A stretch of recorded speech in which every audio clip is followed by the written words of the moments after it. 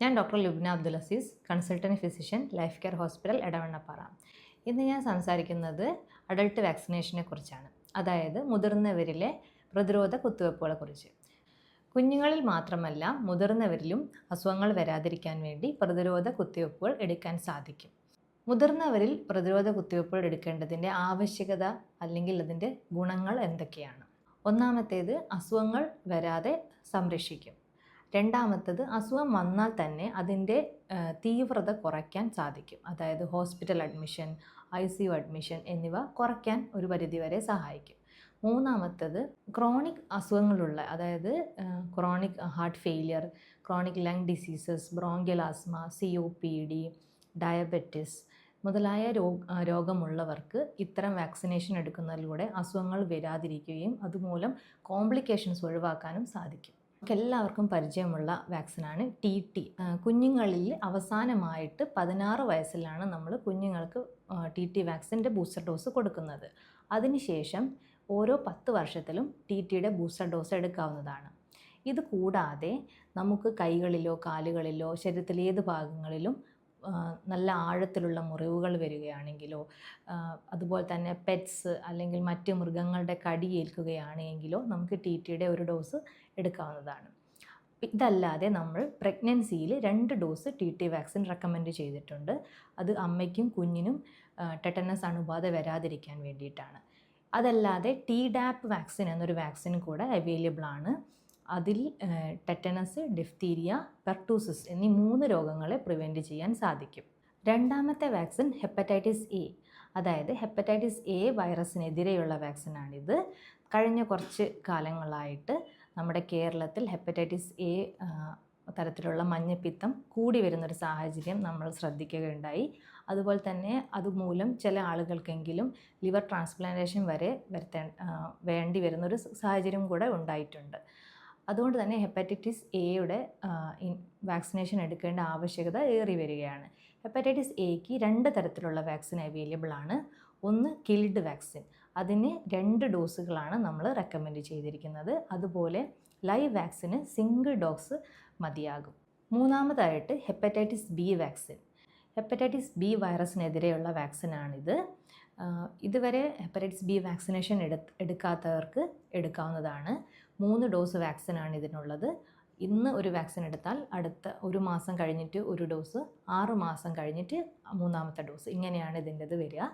കുഞ്ഞുങ്ങളിൽ already hepatitis B vaccine എടുത്തവരാണ് എങ്കിലും adolescent ഏജിലേക്ക് എത്തുമ്പോൾ ഇമ്മ്യൂണിറ്റി കുറഞ്ഞതായിട്ട് കാണാറുണ്ട്. അങ്ങനെയുള്ളവർ ഡോക്ടറെ കണ്ടതിന് ശേഷം HBs ടൈറ്റർ നോക്കി കുറവാണ് എങ്കിൽ നിങ്ങൾ റീവാക്സിനേഷൻ ചെയ്യേണ്ടതാണ്.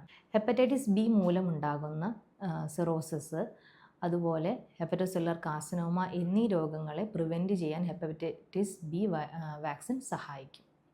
നാലാമതായിട്ട് ടൈഫോയിഡ് വാക്സിൻ. ടൈഫോയിഡ് ഫീവറിനെതിരെയുള്ള വാക്സിനാണിത്. ഇഞ്ചക്ഷൻസും അതുപോലെ തന്നെ ക്യാപ്സ്യൂൾസും ആയിട്ടാണ് ഇതിൻ്റെ വാക്സിൻസ് അവൈലബിൾ ആയിട്ടുള്ളത്. നമ്മളിവിടെ ഇഞ്ചക്ഷൻസാണ് കൂടുതലായിട്ടും ടൈഫോയിഡ് വാക്സിനായിട്ട് ലഭ്യമായിട്ടുള്ളത്. അഞ്ചാമതായിട്ട് ന്യൂമോകോക്കൽ വാക്സിൻ. ഈ വാക്സിൻ ന്യൂമോണിയ, അതുപോലെ തന്നെ ബാക്ടീരിയൽ മെനിഞ്ചൈറ്റിസ്, അതായത് ബാക്ടീരിയ കൊണ്ടുണ്ടാകുന്ന മസ്തിഷ്ക ജ്വരം എന്നീ അസുഖങ്ങളെ പ്രിവെൻറ്റ് ചെയ്യാൻ സഹായിക്കും. സാധാരണ 5 വയസ്സിന് താഴെയുള്ള കുട്ടികൾക്ക് നമ്മൾ ഓൾറെഡി ഇത് കൊടുക്കുന്നുണ്ട്. അല്ലാതെ 50 വയസ്സിനും മുകളിലുള്ള ആൾക്കാർക്കും 65 വയസ്സിനുള്ള ആൾക്കാർക്കും ആണ് ഇത് റെക്കമെൻഡ് ചെയ്തിട്ടുള്ളത്. പക്ഷേ 50 വയസ്സിന് താഴെയുള്ള ആൾക്കാരിൽ ക്രോണിക് ആയിട്ടുള്ള അസുഖങ്ങളുള്ള diabetes, bronchial asthma, chronic heart failure, COPD എന്നീ രോഗമുള്ളവരിലും ഈ ന്യൂമോകോക്കൽ വാക്സിൻ റെക്കമെൻഡഡ് ആണ്. അടുത്തത് ഇൻഫ്ലുവൻസ വാക്സിൻ. പൊതുവേ ഫ്ലൂ ഷോട്ട് എന്നാണ് ഇത് അറിയപ്പെടുന്നത്. ഇൻഫ്ലുവൻസ, അതായത് H1N1 ഇൻഫ്ലുവൻസ പോലുള്ള ഇൻഫ്ലുവൻസകളെ പ്രിവെൻറ്റ് ചെയ്യാനാണ് ഈ വാക്സിൻ ഉള്ളത്. വർഷത്തിൽ ഒരിക്കലെങ്കിലും ഈ വാക്സിൻ എടുക്കേണ്ടതാണ്. ഇതിൽ കൂടുതലും ബെനിഫിറ്റ് ചെയ്യുന്നത് ക്രോണിക് ആയിട്ട് ലങ് ഡിസീസ് ഉള്ള ആൾക്കാർ, ബ്രോങ്കിയൽ ആസ്മ, അലർജി, ഡയബറ്റിസ്, അതുപോലെ തന്നെ ഹാർട്ട് ഫെയിലിയർ ഉള്ള രോഗികളിലാണ്. ഇത് എടുക്കുന്നതിലൂടെ നമുക്ക് രോഗത്തിൻ്റെ തീവ്രത കുറയ്ക്കാൻ സാധിക്കും. അതുകൊണ്ടുള്ള ഹോസ്പിറ്റലൈസേഷൻസും ICU അഡ്മിഷൻസും കുറയ്ക്കാൻ സാധിക്കും. ഇതെടുക്കുന്ന രോഗികളിൽ കാർഡിയോവാസ്കുലർ ഈവൻറ്റ്സ്, അതായത് ഹാർട്ട് അറ്റാക്ക് പോലുള്ള കോംപ്ലിക്കേഷൻസുകൾ പ്രിവെൻറ്റ് ചെയ്യപ്പെടുന്നതായിട്ടും റിപ്പോർട്ടുകളുണ്ട്. അടുത്തത് ഹ്യൂമൻ പാപ്പില്ലോമ വൈറസ് വാക്സിൻ. അതാണ് HPV വാക്സിൻ എന്നറിയപ്പെടുന്നത്. ഈ വാക്സിൻ കൊണ്ട് നമുക്ക് ക്യാൻസറുകളെ പ്രിവെൻറ്റ് ചെയ്യാൻ സാധിക്കും. ഗർഭാശയ ഗള ക്യാൻസർ, അതായത് cervical cancer, vulval cancer, vaginal cancer, പിന്നെ ഓറോഫെരിഞ്ചൽ ക്യാൻസർ എന്നിവകളെ പ്രിവെൻറ്റ് ചെയ്യാൻ സാധിക്കും. മെയിൽസിലാണെങ്കിൽ പിനൈൽ ക്യാൻസേഴ്സ്, ഓറോഫെരിഞ്ചൽ ക്യാൻസേഴ്സും പ്രിവെൻറ്റ് ചെയ്യാൻ സാധിക്കും. അടുത്ത വാക്സിനാണ് വാരിസെല്ല വാക്സിൻ. അതായത് നമ്മൾ പൊതുവെ ചിക്കൻ ബോക്സ് എന്നറിയപ്പെടുന്ന, പൊട്ടി എന്നറിയപ്പെടുന്ന അസുഖത്തിനെ പ്രിവെൻറ്റ് ചെയ്യാനുള്ള വാക്സിനാണിത്. നമുക്ക് സാധാരണയായി 2 ഡോസ് വാക്സിനാണ് അവൈലബിൾ ആയിട്ടുള്ളത്. 4 ആഴ്ച ഇടവിട്ട് ഈ വാക്സിനുകൾ എടുക്കാവുന്നതാണ്. അടുത്തത് ഡെങ്കി വാക്സിനാണ്. ഡെങ്കി ഫീവറിനെ പ്രിവെൻറ്റ് ചെയ്യാനുള്ള വാക്സിനാണിത്. നമ്മൾക്ക് അവൈലബിളായ വാക്സിൻ അനുസരിച്ച് 3 ഡോസുകളായിട്ടോ 2 ഡോസുകളായിട്ടോ ഇവ എടുക്കാവുന്നതാണ്. വാക്സിനുകൾ പൊതുവെ സേഫാണ്. പക്ഷേ ചില കണ്ടീഷനുകൾ, അതായത് നമ്മൾ കൊടുക്കുന്ന വാക്സിനുകളിൽ ലൈവ് വാക്സിൻസ് എടുക്കാൻ പറ്റാത്ത ചില സിറ്റുവേഷൻസുകൾ പറയാം. ലൈവ് വാക്സിൻ സാധാരണയായിട്ട് പ്രഗ്നൻസി, ഇമ്മ്യൂണോ കോംപ്രമൈസ്ഡ് സ്റ്റേറ്റ്, അതായത് രോഗപ്രതിരോധ ശേഷി നല്ലോണം കുറഞ്ഞിരിക്കുന്ന അവസ്ഥയുള്ളവർക്ക്, HIV പോലുള്ള അസുഖങ്ങളുള്ളവർക്കൊന്നും റെക്കമെൻഡ് ചെയ്യപ്പെടുന്നതല്ല.